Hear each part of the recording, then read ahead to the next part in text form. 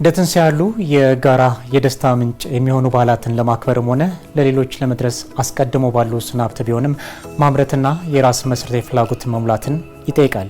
ከዚህ ጋር አያይዘን የምናነሳው ደግሞ የሌማት ትሩፋት ነው። ለመሆኑ የሌማት ትሩፋት እንዴትና በማን ተጀመረ?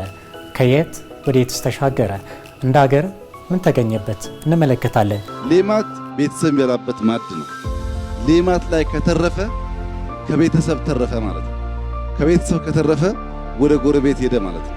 በቤተሰብ ደረጃ የምግብ ራስን መቻል ጉዳይ ኢትዮጵያ ካረጋገጠች በሀገር ደረጃ ያለው የምግብ ራስን መቻል ሩጫ የሚሳካ ይሆናል ማለት ነው። ጥቅምት 23 ቀን 2015 ዓ.ም በአርባ ምንጭ ከተማ ጠቅላይ ሚኒስትር ዶክተር አብይ አህመድ ይፋ የተደረገው የሌማት ትሩፋት መርሃ ግብር በምግብ ሉዓላዊነት ማስከበርና ክብርን ከማረጋገጥ ጋር ቁርኝት አለው። የሌማት ትሩፋት መርሃ ግብር ኢትዮጵያ በምግብ ዋስትና በተለይም በስጋ፣ እንቁላል፣ ማርና ወተት ቅንጦት ሳይሆን ትርፍ ምርት ሆነው እንዲገኙ የማድረግ ዓላማ አለው።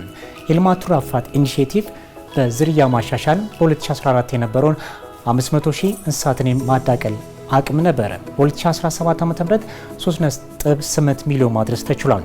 በዘንድሮ በጀት ዓመት ደግሞ 4.9 ሚሊዮን ለማድረስም እቅድ የተያዘበት ነው። በእስካሁን ሂደት ደግሞ 3.4 ሚሊዮን ጊደሮችንና ላሞችን የማዳቀል ስራ ተሰርቷል። ሌላውን ጉዳይ እንመልከት። በዶሮ ጫጩት አቅርቦትና ስርጭት ላይ ያለው እንግዲህ የሌማት ትሩፋት መጀመር በፊት በ2014 ዓ.ም የተሰራጩት የአንድ ቀን ጫጩቶች 26 ሚሊዮን ነበረ። በ2017 ዓ.ም ደግሞ 136 ሚሊዮን ማድረስ ተችሏል። ይህም በዘንድሮ በ2018 ዓ.ም 175 ሚሊዮን የአንድ ቀን ጫጩት ለማሰራጨት የተያዘው እቅድ አመርቂ ውጤት ወደ ማስመዝገብ መጥቷል። አሁን የዘመናዊ የንብ ቀፎ አቅርቦትስ ምን ይመስላል? በ2014 ዓ.ም ከነበረበት 1.2 ሚሊዮን በ2018 ዓ.ም 3.4 ሚሊዮን ለማድረስ እየተሰራበት ይገኛል።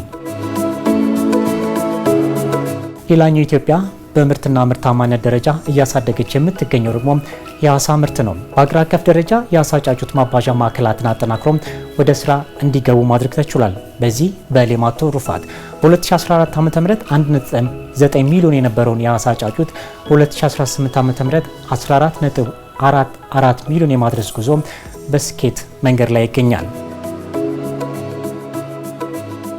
ዛሬ በወተት በእንቁላልና በዶሮ ስጋ ምርታማነት ላይ መሰረታዊ እድገት የተመዘገበ ሲሆን የወተት ምርት በ2014 ዓ.ም ከነበረበት 7.1 ቢሊዮን ሊትር በ2017 ዓ.ም 13.1 ቢሊዮን ሊትር ደርሷል። በዚህ ዓመት ደግሞ 15.06 ቢሊዮን ሊትር ለማድረስ በትኩረት እየተሰራ ነው። ለመሆኑ የእንቁላል ምርትስ ምን አይነት ውጤት እያስመዘገበ ይገኛል? ከ3.2 ቢሊዮን በ2017 ዓ.ም ወደ 9.3 ቢሊዮን ከፍ ማድረግ የተቻለ ሲሆን በዚህ ዓመት ደግሞ 11.23 ቢሊዮን ለማድረስ ትኩረት ተደርጓል። በዶሮ ስጋ እንዲሁ በ2014 ዓ.ም 90,000 ቶን የነበረው የዶሮ ስጋ ምርት በ2017 ዓ.ም ወደ 190,000 ቶን ማሳደግ ተችሏል። በበጀት ዓመቱ 224.7 ቶን እንዲደርስም የሚጠበቅ ነው። በተመሳሳይ ዓመታት የማርና የአሳ ምርትን ከሁለት እጥፍ በላይ ማሳደግ የተቻለ ሲሆን የማር ምርት ከ146,000 ቶን ወደ 326,000 ቶን ማሳደግ ሲቻል በዚህ ዓመትም 359.6 ቶን ለማድረስ እየተሰራ ይገኛል። በተጨማሪም የአሳ ምርት ከ72.4 ቶን ወደ 243.8 ቶን የደረሰ ሲሆን ዘንድሮ ደግሞ 276.000 ቶን ለማድረስ እየተሰራ ይገኛል። ይህ የሌማት ትሩፋት ኢኒሼቲቭ በርካታ የልማት መንደሮችን ፈጥሯል።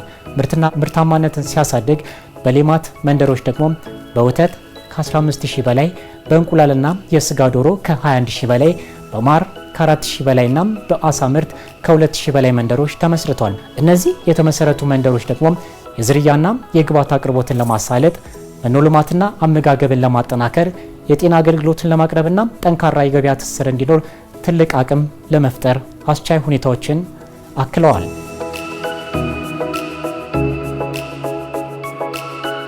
የሌማት ትሩፋት ኢኒሼቲቭ በአጠቃላይ ሰፊ የስራ ዕድልን በመፍጠር ተኪ ምርትንና የኤክስፖርት ምርትን በማምረት የስነ ምግብ ዋስትናንና ሉዓላዊነትን ለማረጋገጥ የራሱን ድርሻ እየተወጣ ይገኛል።